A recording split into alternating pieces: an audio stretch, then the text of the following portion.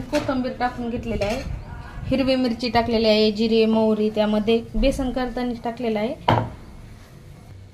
चपाती करून घेतलेल्या आहेत.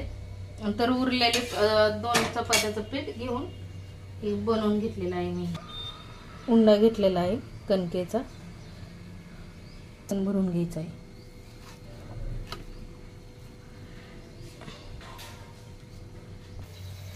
तर पाहू शकता किती छान झालेला आहे पराठा. एका साईडने छान भाजलेला आहे. तर आता हे आपल्याला असं बंद करून घ्यायचं आहे.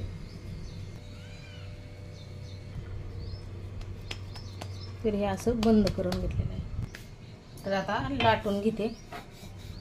असं छान लाटून घेतलेला आहे पराठा बेसनाचा. आणि फेकून पण दिले नाही जात, आपलं राहिलेलं अन्न हे खाण्यात येतं. गरमागरम खाऊन घ्यायचं लगेच. अन्नाला म्हटलं जातं अन्न हे पूर्ण परब्रह्म आहे. तव्यामध्ये आधी चपात्या केल्या आणि नंतर एक पराठा केलाय, तर तव्याचा कलर खूपच काळा झालेला आहे. तर हा पराठा टाकून घेतलेला आहे तव्यामध्ये.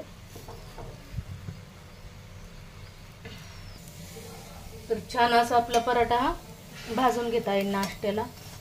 आजच्या नाश्त्याला तर पराठेच आहेत आपले राहिले उरलेले बेसनापासून केलेले. बटर किंवा तेलामध्ये पण भाजून घेऊ शकता.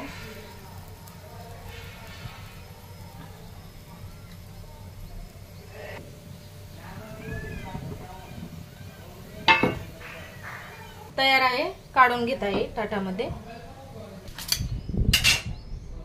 यावर आपल्याला या सोबत सॉस पण खाऊ शकता.